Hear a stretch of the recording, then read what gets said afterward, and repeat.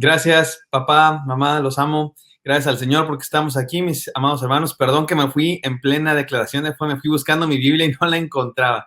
Y ya la encontré pues cuando ya estaba fuera de cámara. Pero gracias a Dios por este tiempo de culto. Nos ponemos en las manos de Dios. Hay tantas peticiones, tantas cosas que están pasando en nuestro mundo, pues de todo tipo, ¿verdad? De accidentes, cuestiones sociales, enfermedades. Y nos ponemos en manos de Dios y es una bendición hacerlo así, estar aquí juntos. Y como bien dijo mi padre, hoy comienza una miniserie y yo le pedí permiso para regresarme tantito y les voy a explicar por qué. Resulta que el pasaje de Efesios 1, del 3 al 14, es mi pasaje favorito en la vida, de toda la Biblia, mis queridos hermanos, desde el Génesis hasta el Apocalipsis.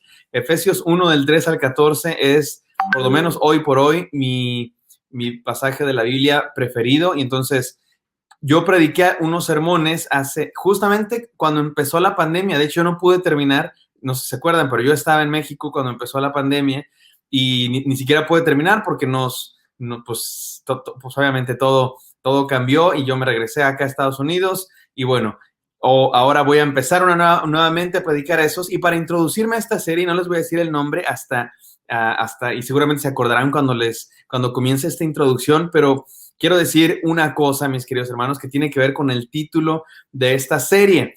Y es una palabra que es una de las palabras más bonitas de todo el idioma español, la palabra sí. ¿A poco no es hermosa la palabra sí? Tener un sí en la cara es bonito. Nos gusta el sí, especialmente para aquel novio enamorado que le pregunta a su amada, ¿te quieres casar conmigo? Especialmente para ese hijo que pregunta, oye papi, ¿me amas? Especialmente para ese mexicano que le pregunta a otro mexicano, oye, ¿qué onda? ¿Vamos por unos tacos? Y te responde sí, al te quieres casar conmigo, o al sí me amas, o al sí vamos por unos tacos, porque el sí es de las palabras más hermosas del idioma español, ¿verdad que sí? Y de hecho los mexicanos tenemos un montón de maneras diferentes de decir sí. Los mexicanos decimos de acuerdo, hecho, vale, claro, cierto, correcto, va, sale, y a veces nos buscamos maneras de decir sí más, digamos, más coloquiales, más elaboradas, incluso hasta poéticas, como el Clarines Montes, el obvio microbio, el vas que chutas, el Bambi es un venado. Ese de vas que chutas, mi papá la dice y se cree que está muy en onda con los chavos, así de, voy a hacer como que soy joven y entiendo a los chavos, entonces voy a decir sus frases, vas que chutas, y porque nos inventamos diferentes maneras de decir sí. Una de mis favoritas es Simona la Mona Pelona y definitivamente la campeona de todas, mi personalmente favorita manera de decir que sí, si montas en camello, agárrate de la joroba, no te vayas a caer. ¿Habían escuchado estas, mis queridos hermanos? No sé si ustedes se saben otras, si saben otras maneras más elaboradas, poéticas, mexicanadas de decir que sí, pónganoslo ahí en los comentarios. Pero quiero decir esto del sí, porque esta serie de sermones se titula El sí de Dios, esta miniserie de sermones que vamos a estar estudiando, Efesios 1 del 3 al 14, se titula El sí de Dios. Y me encanta hablar de eso, me encanta pensar en eso, que Dios nos dice sí, así como decimos nosotros sí, o dice la muchacha sí al que le propone matrimonio, o dice sí cuando alguien te pregunta, ¿me amas? O dice sí cuando vamos por los tacos y decimos sí de diferentes maneras, va, sale, cómo no, de acuerdo, cámara, yo no sé de dónde viene esa forma de decir, órale, sí,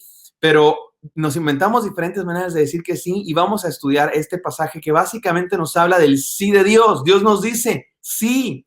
Dios nos dice, sí, te amo. Dios nos dice, sí, tengo un plan para ti. Dios nos dice, sí, te quiero salvar. Dios nos dice, cámara, vámonos. Si montas en camello, agárrate de la joroba. No te vayas a caer. Dios te dice sí, me dice sí a mí. Y la pregunta es, ¿qué le vamos a responder a él? Y bueno, vamos al pasaje, mis queridos hermanos, porque creo que es importante que leamos este pasaje y que entendamos de dónde sale esta idea del sí de Dios. Entonces los voy a invitar a Efesios 1, vamos a leer del 3 al 14, aunque hoy solo vamos a estudiar los primeros 4 o 5 versículos, pero vamos a leerlo todo. Dice así: Bendito sea el Dios y Padre de nuestro Señor Jesucristo, que nos bendijo con toda bendición espiritual en los lugares celestiales en Cristo, según nos escogió en Él antes de la fundación del mundo, para que fuésemos santos y sin mancha delante de Él. en amor, habiéndonos predestinado para ser adoptados hijos suyos por medio de Jesucristo, según el puro afecto de su voluntad, para la alabanza de su gloria, de su gracia, con la cual nos hizo aceptos en el amado, en quien tenemos redención por su sangre, el perdón de pecados, según las riquezas de su gracia, que hizo sobreabundar para con nosotros en toda sabiduría e inteligencia, dándonos a conocer el misterio de su voluntad, según el beneplácito, el cual se había propuesto en sí mismo de reunir todas las cosas en Cristo en la dispensación del cumplimiento de los tiempos, así las que están en los cielos como las que están en la tierra. En él asimismo tuvimos herencia, habiendo sido predestinados conforme al propósito del que hace todas las cosas según el designio de su voluntad, a fin de que seamos para alabanza de su gloria, nosotros los que primeramente esperábamos en Cristo. En él también vosotros, habiendo oído la palabra de verdad, el evangelio de vuestra salvación, y habiendo creído en él, fuisteis sellados con el Espíritu Santo de la promesa, que es las arras de nuestra herencia hasta la redención de la posesión adquirida para alabanza de su gloria.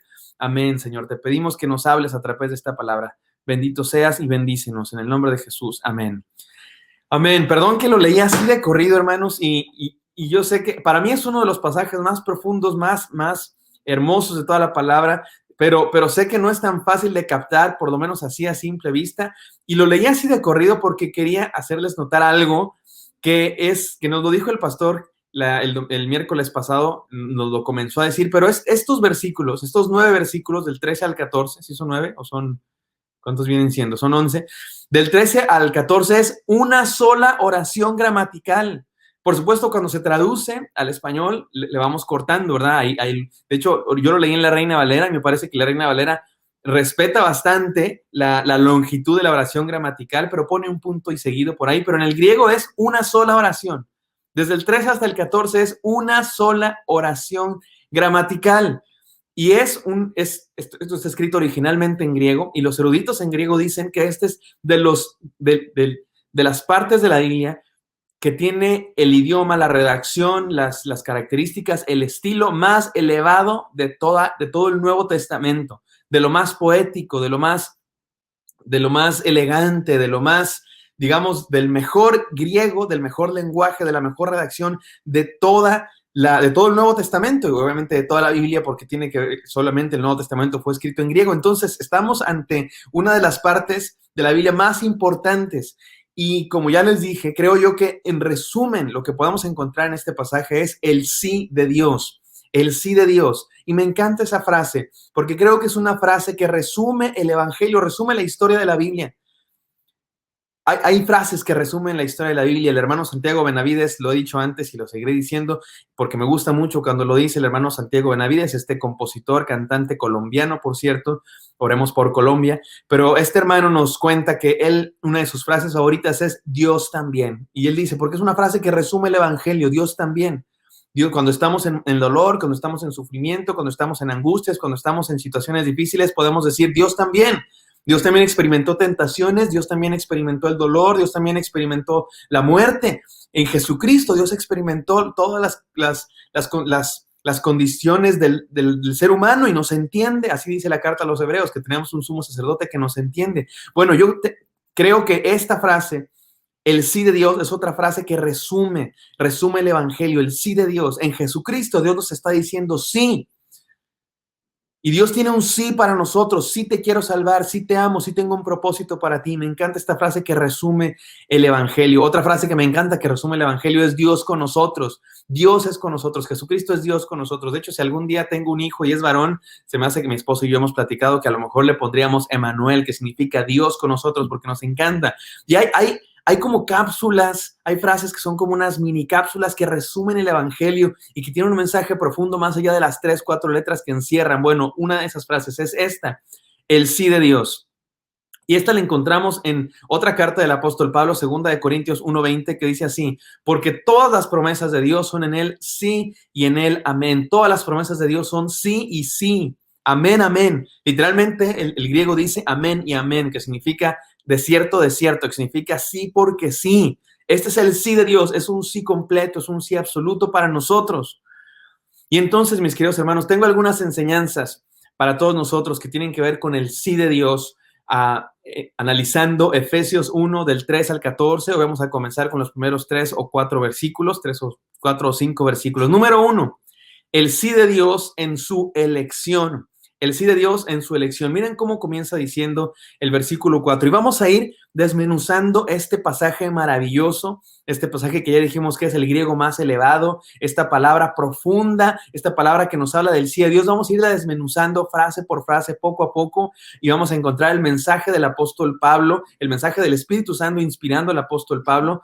Y recuerden lo que hemos dicho de esta carta, que es una carta circular, no es una carta que esté escrita para resolver una situación en específico, en particular, así como otras cartas, ¿verdad? Del apóstol Pablo. Y dile a Trifena y Trifosa que ya no se anden con problemas, y dile a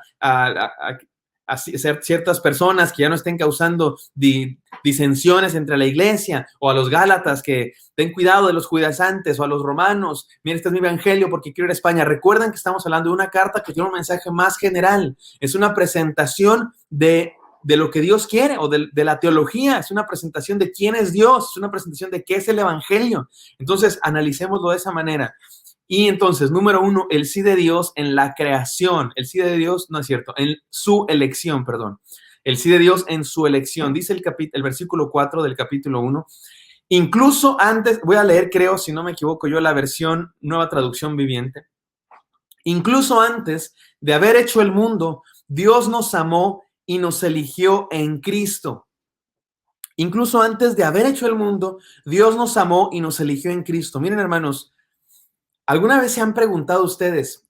Esta es una pregunta así medio filosófica, medio profunda, de esas que te preguntas cuando estás con insomnio, o esos 20 minutos ya acostado y no tienes sueño, pues se te empiezan a venir cada pregunta tan sin sentido, ¿no? Así que te empiezas a preguntar, hasta se dice, ¿no? Estás pensando en la inmortalidad del cangrejo. Y yo siempre me preguntaba, ¿a poco los cangrejos son inmortales? No, eso es justamente el punto, que los cangrejos no son inmortales. Entonces tú te pones a pensar cosas absurdas que no existen. Bueno, hay gente y yo me lo he preguntado, y a lo mejor ustedes también, esta pregunta: ¿qué estaba haciendo Dios antes de crear el mundo?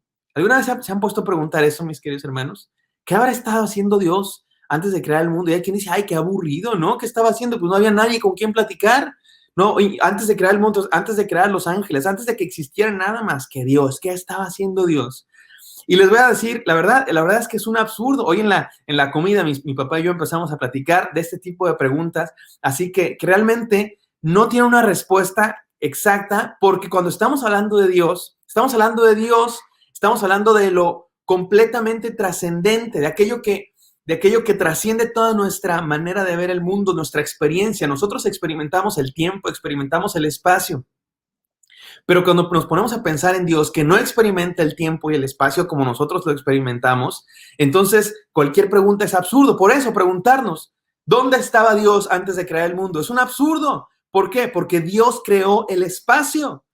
Cuando decimos ¿dónde?, estamos preguntando en qué espacio, en qué lugar estaba Dios antes de crear el mundo. Bueno, no había espacio, simplemente no había. Dios creó el espacio y Dios creó el tiempo. Entonces, si nos preguntamos ¿qué estaba haciendo Dios? ¿Dónde estaba haciendo Dios? Simplemente es una pregunta que no podemos resolver, que es un poco incluso sin sentido, absurda, porque estamos tratando de hacer que Dios se encierre, le estamos tratando de limitar a Dios en nuestra caja que entendemos nosotros, estamos tratando de meter a Dios en una caja de lo que nosotros comprendemos el tiempo y el espacio, y ustedes y yo estamos en un lugar, y ustedes y yo estamos en un tiempo, estamos en un miércoles y no en un lunes, estamos a las 8 de la noche y no a las 3 de la mañana, pero Dios no, Dios vive fuera de esas paredes que nos limitan a nosotros. Entonces preguntarnos ¿qué estaba haciendo Dios? Y no podemos saber mucho de eso, pero algo podemos saber. Algo podemos saber de Dios antes de que creara el mundo, antes de que Dios hiciera el universo, antes de que existieran ángeles, antes de que existieras tú y yo. Algo sí podemos saber de Dios. ¿Sabes qué? Que Él eligió amarte, que Él eligió hacerte suyo, que Él eligió morir por ti, que Él eligió, miren cómo dice, incluso antes de haber hecho el mundo, dice la Reina Valera, incluso antes de la fundación del mundo, Dios nos amó y nos eligió en Cristo.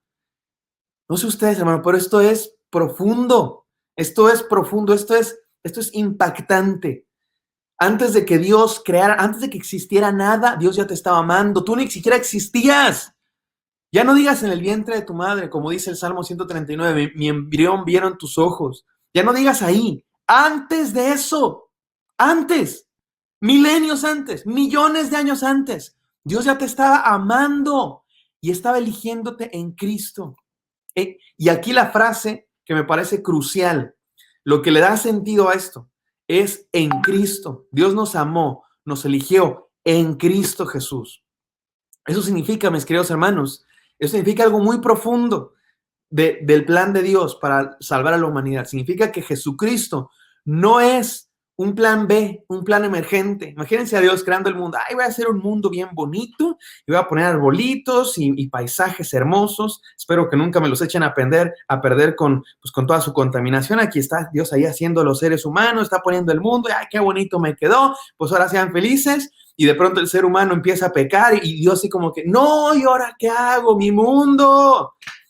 Ya me echaron a perder, ¿qué hago? Bueno, ¿cómo lo resuelvo? A ver, ¿cómo lo resuelvo? Ya sé, Jesucristo, voy a ir a morir por ellos. No se trata de eso. Este pasaje nos dice que Dios, desde antes de que pecáramos, desde antes de que el ser humano cayera, desde antes de que el ser humano fuera tentado, Dios había decidido en Cristo amarnos. No es un plan B. Jesucristo, la muerte en la cruz, la redención a través de Jesucristo, no es un plan B. No es así como para solucionar todo lo que salió mal y bueno, a ver, vamos a arreglar esto. No, es la idea original de Dios desde antes de la fundación del mundo. Es el sí de Dios para nosotros. Desde antes de que existieras, desde antes de que existiera el mundo, Dios nos estaba diciendo sí. Y miren, hermanos, se me hace que voy a tardar más de lo que le dije al pastor porque me estoy yendo por las ramas. No estoy yendo por las ramas, me estoy yendo por el tronco porque todo esto tiene que ver. Pero miren, esta frase en Cristo es súper crucial, es importantísima. Que Dios nos amó en Cristo Jesús. Y les voy a contar algo. Resulta que en el siglo XVIII, y yo sé que a muchos no les gusta la historia, pero no lo vean como historia, más bien véanlo como chisme si quieren, porque no les gusta la historia, pero ¿qué tal el chisme? Eso sí les encanta, ¿verdad? En el siglo XVIII, es que ya soy de Chihuahua porque hoy conviví con mis padres, en el siglo XVIII, en el siglo de la Ilustración, de toda una revolución de las ideas, cuando surgieron todas estas ideas de los derechos humanos y la división de poderes y el ser humano alcanzando el conocimiento, iluminándose, bueno, en esa época resulta que hubo un montón de filósofos que se decían creyentes en Dios, pero que empezaron a tratar de quitar del cristianismo, fíjense, escuchen muy bien esto, estaban tratando de quitar del cristianismo todo aquello que les sonara como muy supersticioso, todo aquello que les sonara como muy ilógico, muy irracional. Estos son los campeones de la racionalidad. La gente, estos personajes de la Ilustración decían, el ser humano va a llegar a un punto en el que lo sepa todo. O sea, es una época de mucho optimismo en el conocimiento humano, en la ciencia. Vamos a descubrir todas las curas para todas las enfermedades, vamos a aprender a conocer el mundo, vamos a aprender a entender el mundo. Había gente que estaba empezando a entender la ley de la gravedad y estaban empezando a entender el funcionamiento del sistema solar y el funcionamiento de las galaxias y los eclipses, y entonces el ser humano se empezó a llenar de soberbia y decir, miren, entendemos todo, lo sabemos todo, lo podemos descubrir todo, somos los meros del planeta y nadie nos puede decir que no. Y empezaron a ver algunas historias de la Biblia como, esto es magia, especialmente los milagros de la Biblia, las ciertas narraciones, las empezaron a ver como mitología, como cosas irracionales, y empezaron y de hecho surgió toda una filosofía que se llama el deísmo, con D de dedo, con D de Dinamarca. No estoy hablando del conde de Dinamarca, estoy hablando con D de David, con D de dedo, el deísmo. Y resulta que el deísmo, muchas gracias, mi querido René, el deísmo es una idea que cree que hay un Dios, efectivamente cree que hay un Dios, pero no cree que ese Dios intervenga en los asuntos humanos. Algunos le llaman a esta la idea del relojero, como un Dios que hizo un reloj, la creación, lo echó a andar y después se fue y no interviene. Y entonces los deístas sí creen en Cristo como un profeta, como un gran maestro, y de hecho hay personajes muy famosos deístas. Les puedo mencionar a Voltaire, les puedo mencionar Thomas Jefferson, uno de los padres fundadores de esta nación en la que yo me encuentro, Estados Unidos. Thomas Jefferson, bueno, hay una Biblia que se llama la Biblia de Jefferson. Resulta que Jefferson le quitó todas las partes que no le gustaba de la Biblia, la quitó y hizo su Biblia. Quedaron como 200 páginas, de las 1500 páginas que es la Biblia, le quedaron 200 porque le quitó todo lo que no le gustaba, dejó solamente las enseñanzas éticas y él decía que eso era lo que valía. Bueno, ¿por qué les digo esto? Porque hay como en nuestro tiempo se siguen predicando estas ideas como una idea de la espiritualidad. Hasta hay gente que dice con mucho orgullo, sí, yo no soy religioso, pero soy muy espiritual. Yo no soy religioso, pero sí estoy muy conectado con mi espiritualidad. Y hay esta idea como una especie de la fuerza, o incluso en Dios. Hay quienes creen en Dios, yo no sé cuál Dios, porque no es el Dios de Jesucristo. Creen en Dios, pero es el Dios de todas las religiones. El Dios que está presente en todos los seres humanos. El Dios que todos tenemos en nuestro corazón. Y se escucha padrísimo. Y hay por ahí algunos que se dicen cristianos, pero que predican estas ideas como que para todos. Como que todos tenemos razón y todos están en lo cierto y todos están bien y no hay problema. Y se escucha muy bonito. Y engañan a muchos, incluso hasta cristianos, porque, ay, no, sí es cierto. Y claro que hay que ser tolerantes, y claro que hay que amarnos unos a otros, pero les digo que, mis queridos hermanos, la verdad es exclusivista y exclusiva. Así es la verdad. Si tú me preguntas cuánto es 2 más 2, yo te digo 4, y no importa que haya 10 millones de personas que opinen que es 5 y otros 20 millones que opinen que es 6. Y sí, hay que respetar a los que opinen que es 5 y respetamos a los que opinen que es 6, pero están equivocados. La verdad excluye las posibilidades. Así es que o todas las religiones están en el equivocado o solo una. No pueden estar todas en lo cierto. Simplemente no se puede. Se contradicen unas a otras. No pueden estar todas en lo cierto. Bueno, ¿y por qué digo todo esto, mis queridos hermanos? Porque cuando el apóstol Pablo dice, antes de haber creado el mundo, Dios nos amó y nos eligió. Y todos dicen, ay, qué bonito, sí, Dios amó y eligió a todo el mundo y todos vivimos en un mundo color de rosa y todos estamos elegidos. Pero después el apóstol Pablo dice esta frase, en Cristo, no en nadie más, no en ningún otro profeta, no en ningún otro religioso, no en ninguna idea, no en ideas, no en filosofías, en una persona en específico, en particular, Jesucristo. Y estamos hablando de lo universal, Dios creando el mundo y Dios eligiéndonos y dándonos su sí desde antes de la fundación del mundo, pero que encuentra su cumplimiento en un momento en particular, en una persona, en un momento de nuestra historia, Jesucristo. En Él fuimos elegidos, no en nadie más, sino en Cristo Jesús. Y por supuesto que los cristianos respetamos a otros. De hecho, somos los campeones del respeto. Ustedes saben que la libertad religiosa no inició en países ateos. La libertad religiosa no inició en países musulmanes.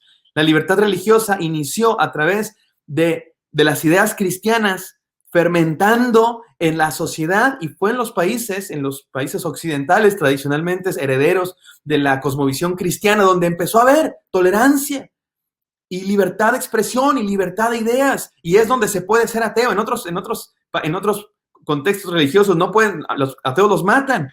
Fue cuando el cristianismo empezó a predicar las ideas de libertad que los seres humanos empezaron a dar cuenta que hay que aceptarnos aunque tengamos ideas diferentes, pero, claro que nos aceptamos y claro que nos toleramos, pero hay una verdad, punto, y esa es Jesucristo, le guste a quien le guste.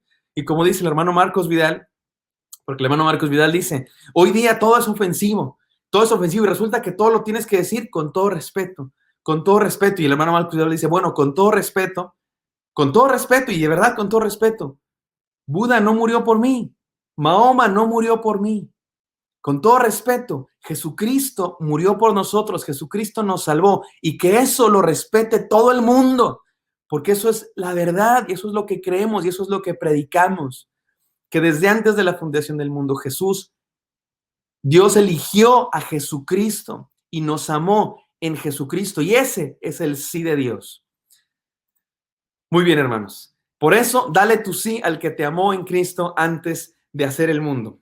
Bueno, yo tenía planeado tener unas 3 o 4 enseñanzas, se me hace que no me va a dar tiempo de hacer 2 o 3, pero número 1 dijimos el sí de Dios en su elección. Esta es la elección de Dios. Se habla de la elección de Dios en muchos diferentes contextos en nuestro mundo cristiano, la elección de Dios. Y hay quienes hablan de la elección como Dios eligiendo a unos seres humanos para salvarse y Dios eligiendo a otros seres humanos para perderse. Bueno, ¿saben cuál es la elección de Dios de la que nos habla la Biblia? ¿Saben quién es el elegido? ¿Saben quiénes son los elegidos? ¿Saben quién es el elegido? Hay uno elegido. ¿Saben quién es ese? Jesucristo. Jesucristo es el elegido de Dios para salvar a la humanidad. Y la elección de Dios es que todos aquellos que crean en Cristo serán salvos. Esa es la elección de Dios. Esa es la gran elección de Dios desde antes de la fundación del mundo. Todas otras elecciones de Dios y todas otras elecciones que hacen los seres humanos no tienen sentido sino por esta primera elección con la que Dios pensó desde antes de la fundación del mundo. Elegirnos en Cristo Jesús, que en Cristo Jesús íbamos a ser salvos si creíamos en Él, y en Cristo Jesús como aquel que iba a salvar a la humanidad y traer la redención. Número 2, el sí de Dios en la creación. El sí de Dios en la creación. Miren cómo sigue diciendo el versículo 5. Jesús según nos escogió en Él antes de la fundación del mundo, para que fuésemos santos y sin mancha delante de Él, en amor habiéndonos predestinado para ser adoptados hijos suyos por medio de Jesucristo. La palabra que dice predestinado, algunos la traducen como escogió de antemano. De hecho, la nueva traducción viviente no dice predestinado, sino dice nos eligió de antemano. Vamos a discutir quizá más al rato hoy o el próximo miércoles la palabra predestinación y las implicaciones que ello tiene, pero ahorita déjenme concentrarme en lo que Dios está diciendo en cuanto a el sí de Dios en la creación. Antes de la fundación del mundo, Dios nos eligió. Y por eso Dios creó el mundo. Miren, mis queridos hermanos, este mundo que ustedes y yo habitamos, la creación, que la creación es hermosa, ¿verdad? Pues basta ver paisajes de desiertos hermosos, de junglas maravillosas, de cascadas, de atardeceres, de la aurora boreal, del círculo polar ártico y de los animales, y luego la creación majestuosa en el macrocosmos, las galaxias y las nebulosas y las estrellas y los anillos de los planetas y las megaestrellas y un montón de cosas maravillosas que hay en el cosmos, y luego el microcosmos, la célula y cómo funcionan los átomos y cómo funciona el ADN y nuestro cerebro y el cuerpo humano. Y bueno, la creación es una cosa simplemente espectacular, maravillosa, impactante, inefable. Es algo asombroso. Pero ¿saben por qué existe todo eso, mis queridos hermanos? ¿Por qué existe la creación? ¿Por qué Dios hizo una creación? ¿Por qué? Porque hay un universo. ¿Por qué hay galaxias? ¿Por qué hay estrellas? ¿Por qué hay algo? Y no, por el contrario, nada. Que decía el gran filósofo alemán, que no me acuerdo su nombre, ¿por qué hay? Y desde entonces todos los filósofos citan esta frase como la gran frase de la filosofía. ¿Por qué hay algo? Y no por el contrario, nada. ¿Por qué hay algo? O sea, ¿no sería más lógico que no hubiera nada? O sea, y si hay algo, ¿por qué? ¿De dónde o para qué? ¿Por qué existe una creación? ¿Por qué hay galaxias? ¿Por qué hay un planeta? ¿Por qué nací yo? ¿Por qué no existía?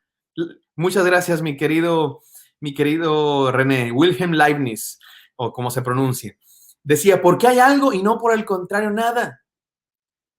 ¿Por qué existo? Piénsalo, mi querido hermano.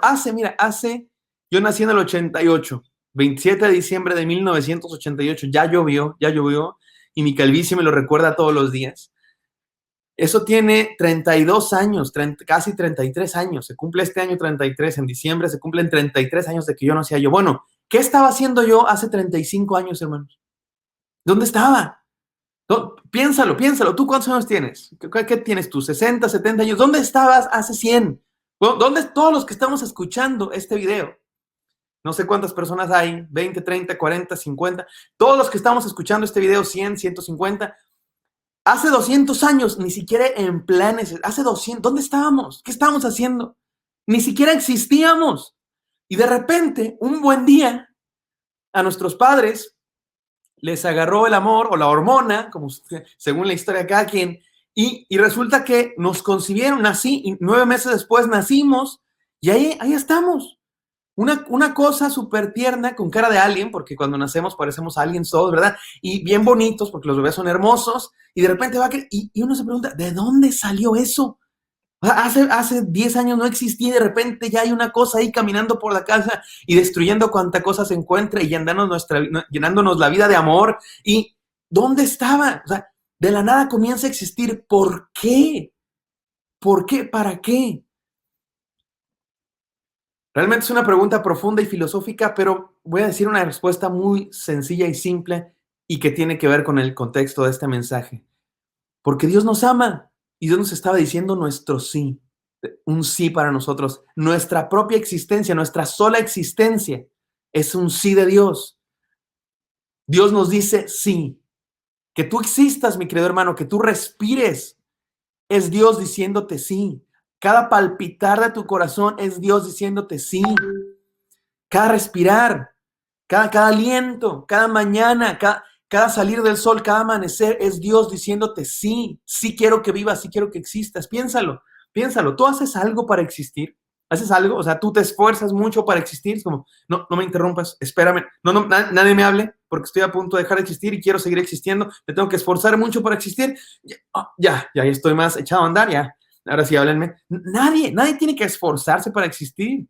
De hecho, dejar de existir es lo que cuesta trabajo. Hay gente que tristemente se causa a sí mismo la terminación de su vida y es una tristeza, es una tristeza.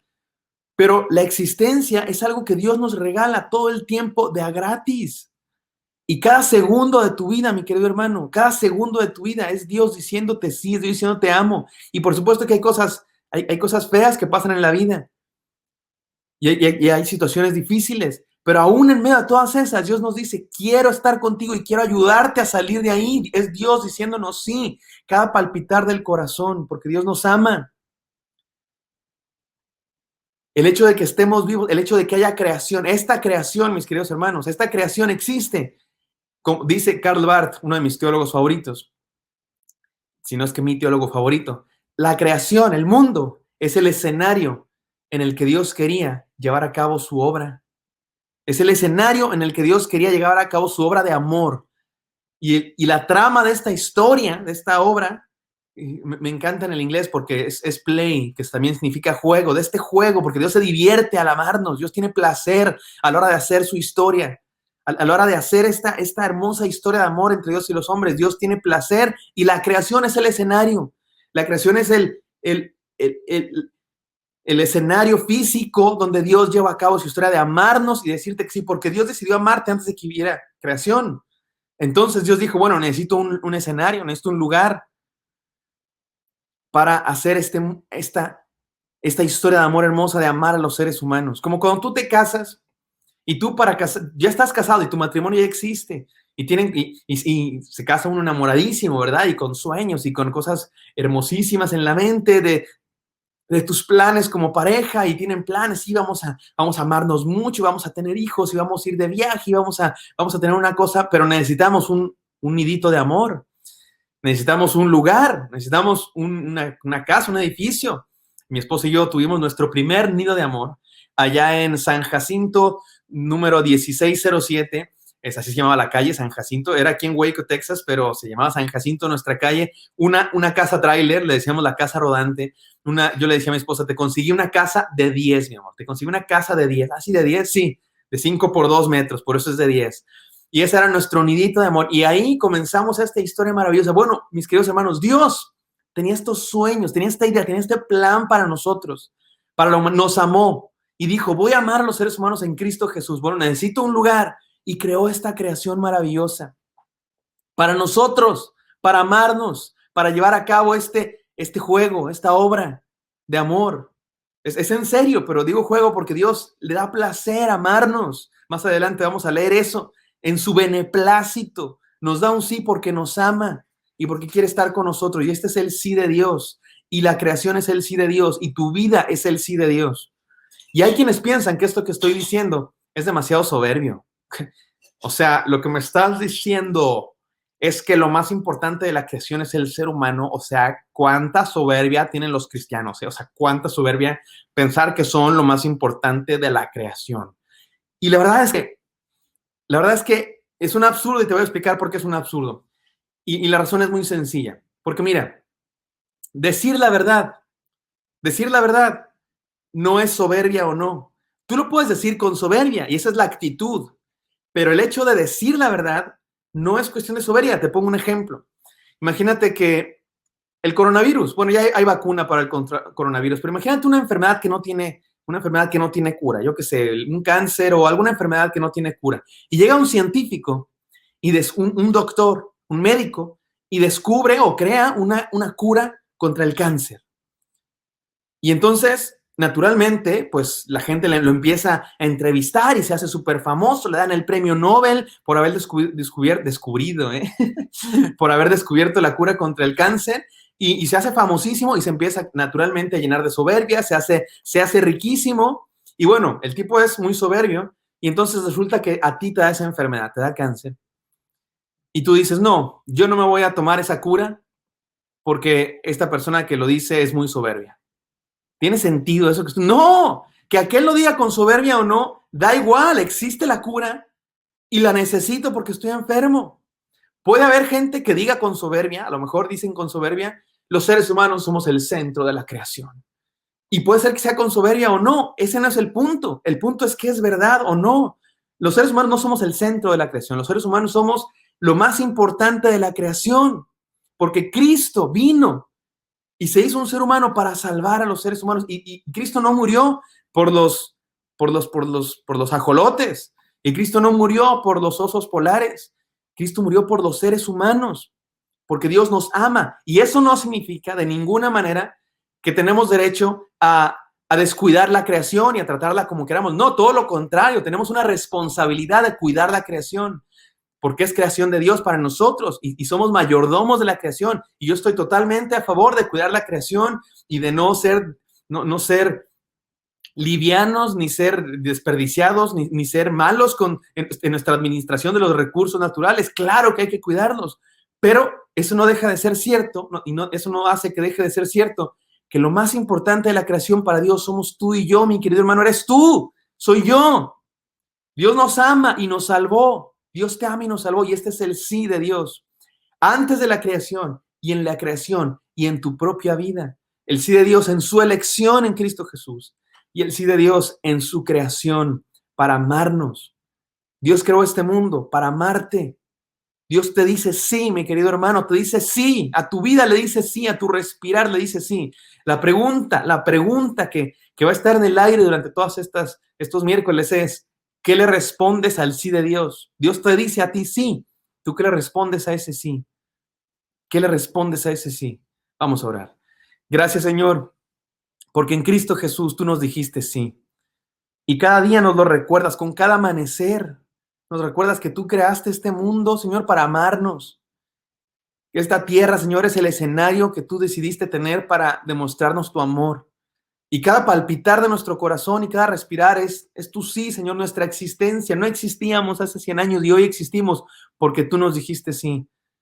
Te mereces una respuesta, Señor, una respuesta desde lo más profundo de nuestro corazón y te decimos sí, Señor. Te amamos también y damos la vida por ti. Permítenos hacerlo así todos los días de nuestra vida. En el nombre de Cristo Jesús. Amén.